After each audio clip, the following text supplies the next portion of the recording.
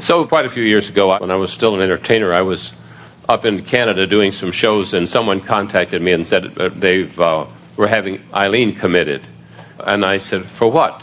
She was a singer. They said, well, she's gone mad. And I said, what do you mean? They said, well, you know, if you go to her apartment, she's got this really weird thing up over the door, and when you ask her what it is, she said, when the time is right, I'll let you know. And she said she's the Virgin Mary, and she's marrying Jesus Christ, and she gave away all of her music arrangements because she isn't going to need them anymore. And they went on, and so I called a friend of mine, a psychiatrist in Spokane, and I told him the story, and I said, what do you think? He said, does she have any family? I said, not that I know of. He says, well, he said, you better let him commit her. So they did. They all went down, all my friends, and testified and had her put away at Medical Lake out there. So when I got back to Spokane, everybody was afraid to go there because of those people. But I'd go every Sunday and visit her, and one other person, a strange person, would go visit her. And we'd sit and talk to her, once a week. And one day, she says, I just can't stand it. She says, they take all my clothes off. They got me in this room naked, and they were all peeking at me, the little holes. And, I'm laying on the concrete floor, and they're observing me. And she says, what have I done wrong? I said, well, you told them that you're the Virgin Mary and you're going to marry Jesus, and you got this weird thing up over your door, and they're afraid you're going to commit suicide because you've given away all your music arrangements. She said, well, none of that's true. I said, what do you mean? She said, well, I got this man, and she said, I've never had sex in my life, so I did see myself as a virgin, and I think he's as pure as Jesus. And she said, but I didn't say I was the virgin or that he was Jesus. I said, I was just kind of relating the two. And she said, I'm coming from 350 pounds. Oh, and they also say she gave away all her clothes. She said, I didn't give away all my clothes. She said, you go to my apartment down at the Davenport. She said, you'll see it. My clothes are still there. She said, my music arrangements are right there. And she says, you go look over my door and see if this weird thing that I'll someday explain. So this other person and I went down to the manager of the place, and we got the key, had her letter from her or some fool thing, and we went to her apartment. And the first thing I went and looked up over the door, and oh my goodness, there it was. There were like 5 Christmas cards, and there were 4 above that, and then above that there were 3, and above that there were 2, and I'm thinking one more would make that a Christmas tree. But they all thought that was some reason she should be put away, because that was just too weird for them. So anyway, so then I went in her closet and had all these beautiful clothes all hanging there, all beautiful shoes that she was going to get married in, hanging there. I didn't see all her clothes gone, so I went to her satchel where she carried, a big leather satchel where she carried all her professional, handwritten arrangements, as she was a vocalist, and all her music arrangements there. She told us, she said, well, I gave away some sheet music I'd had since I was a kid. This kid was wanting to start in the music business, and I said, I've got some old stuff I'm not using. I said, I can give away my arrangements. So I went back and I called Dr. Flynn, and I told him the story, and they let her out the next day. But my point was, everybody, even her dearest friends, were so sure she was insane. And the professionals, they all judged her as insane. And it turned out she was just normal, but had a little more imagination than some of my other friends, kind of thing. I just thought I'd throw that in as just my story. What? Well, there are a lot of things that stirs up. In other words, does it make you feel empowered or disempowered? It makes you worry that others have power over you. And it makes you feel that you'd better conform, doesn't it? In other words, you better not get too far out there, because if you get too far out there, someone might misunderstand and make trouble for you, or not accept you, or not like you, or not allow you, or let you into the right club, or into the right heaven, or whatever. And then some of you are born who have seen societies moving further and further away from personal individual guidance, from personal individual fulfillment of reason for being. And so you're born with stronger than ever intention that this time they're not going to cause you to conform. And so you're just way, way, way, way out there. Impossible to conform. Sometimes you are born with what you call birth defects, where your mind just doesn't function in the same way, so they have to allow you to be different. Sometimes you're born with other physical disabilities where they just have to allow you to be different, because you come forth so determined that you are going to express in a powerful way your understanding of the value of diversity. You live in a world that's almost gone mad with the idea of sameness. Let's take all the ideas that exist and whittle them down to just a few good ideas.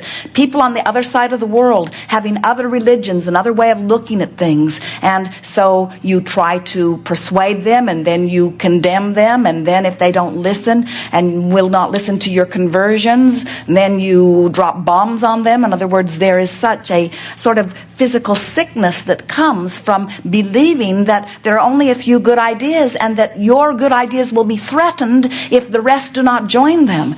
Even if a lot of you become those who are wanting to make the world conform, you are bucking a current that you cannot buck, because you live in a universe that is based upon diversity. It's based upon difference. It's an expanding universe, not a shrinking universe. So you never need to worry, because new ones are being born every day. They're being born with a stronger understanding. Those that are old and stuck in their ways are croaking and going out the other end. So the dilution ratio always stays in this healthy place where you do not need to worry about it, you see.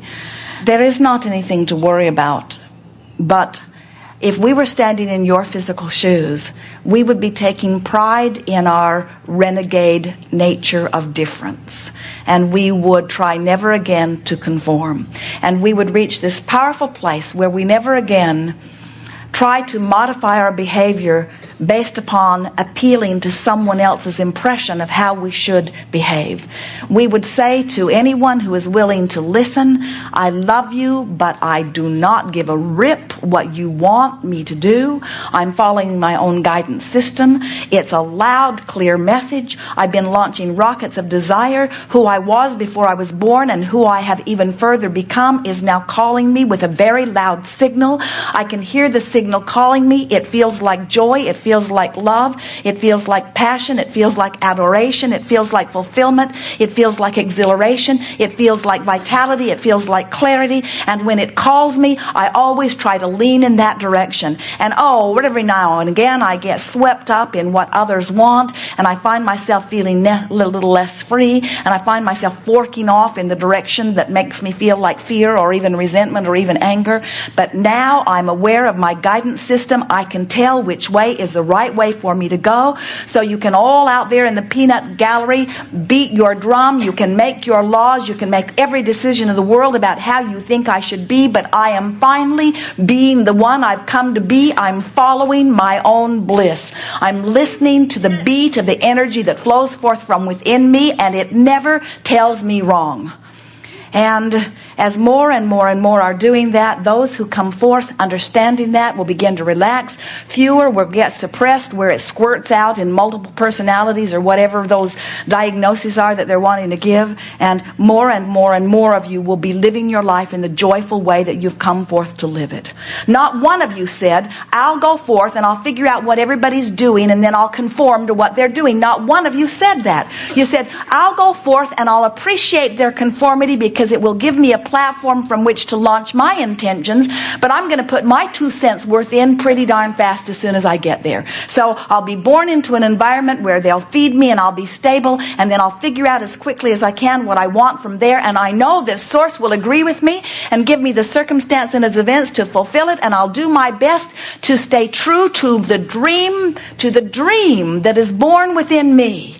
And when I go to the therapist that said, you should not dream, you should face reality, I'll stand up and with all of the fervor of my being, I'll say, we are eternally evolving. We cannot stand still. Please do not ask me to focus upon what is. Let me focus upon what can be.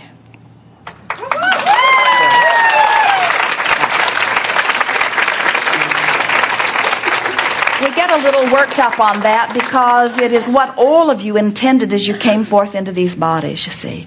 Not one of you intended to be suppressed. You all intended to find your path and let your light shine in your unique way. And as you compare yourself with each other, you lose track of what way is your way. But as you listen to the way you feel, as you listen to your gut, then you can tell what way is your way. And we've never known anyone who was ever happy, not even a little happy, doing something that somebody else wanted them to do. If you're not satisfying your own dreams, you're on the wrong track. You must follow your dream. You cannot be a cog in the wheel of somebody else's dream. The universe will support you. Find your dream and follow it. And tell everyone else to buzz off. Yes. We have enjoyed this interaction immensely. You are leading edge creators, and we are appreciating your willingness to chew with us endlessly about the nitty-gritty of what you are living. It is our desire that you leave this gathering with just a handful of new decisions vibrating within you. First and most important, we want you to at least be willing to acknowledge that life is supposed to be good for you, that you are source energy in a physical body, and that so much has come before even your coming forth into these bodies, that you have an inheritance of massive proportion that you are expecting to reap here in this specific physical lifetime. Next, it is our desire that you feel from us an appreciation about your willingness to chew on this contrast in order to take life into this new place of desire. And most of all, as you now contemplate those two vibrational points of relativity, it is our desire that you are selfish enough, because innately we know you are, to want to feel good enough, because intuitively and innately we know you are, to specifically direct your thought, which is easy to do in this moment, by forking in the direction that feels as good as you can make it feel. And it is our promise to you that with a semi-serious, not even working hard at it, but just attention a little more in every day to which corner of the universe you are listing toward what feels a little better or feels a little worse, that you will begin to see physical evidence that indicates the effectiveness of what will feel to you like far too simple choices. You have no idea how blessed you are, so you expect the choices to be bigger and harder to make, harder to find, harder to apply, harder to achieve. And we are wanting you to understand that there is no price that you need to pay. You are queued up for wonderful things, and you have added to the desires by amending them every day of your physical experience. So it is not necessary for you to now pay a price. It is only necessary for you to find a little more alignment with what you are asking for. We want you to feel the readiness of Source to fulfill each and every desire. And we want you to feel your part in the achievement of this. We want you to know that you are the creator of your own experience. We are not saying to you that you are good and therefore everything that you want will be granted. We are saying to you, you are good and everything that you are wanting will be given to you because you are asking for it to be given to you. And when you understand that it's all right to ask and that you can't stop asking, and that Source adores the asking process because you take Source to a place that Source could not be if you were not asking. So then we say, you've been doing it for that which is Source for a very long time. Now it's time for you to do it for you. Do it because it feels good. And when you get onto that, what others will call selfish bent, your life will begin to take the form that it was in when you made the decision to come forth into this physical body. The mysteries will go away. You will understand what's happening to you and why it's happening to you. You will be able to affect changes in your physical body. You'll be able to affect changes in your financial statement. You will begin to affect changes in the circle of friends that you run with. Your relationships will improve. You will begin to understand not only what's happening in your own experience, but it will become very clear to you what and why things are happening in the experiences of people that you are privy to what their vibrational attitudinal moods are. When you understand vibration and when you understand law of attraction, you never again feel the mystery of life because you have clear understanding of why everything happens in just the way it does. And as you understand law of attraction, as you understand the way the universe works, and as you begin to deliberately apply the laws which will never get squirrely on you, they will always be consistent with you, your vulnerability will absolutely vanish. You will feel the invincibility that you were born feeling. and we will be applauding you every step along the way. There is so much love here for you, and for now, we are complete.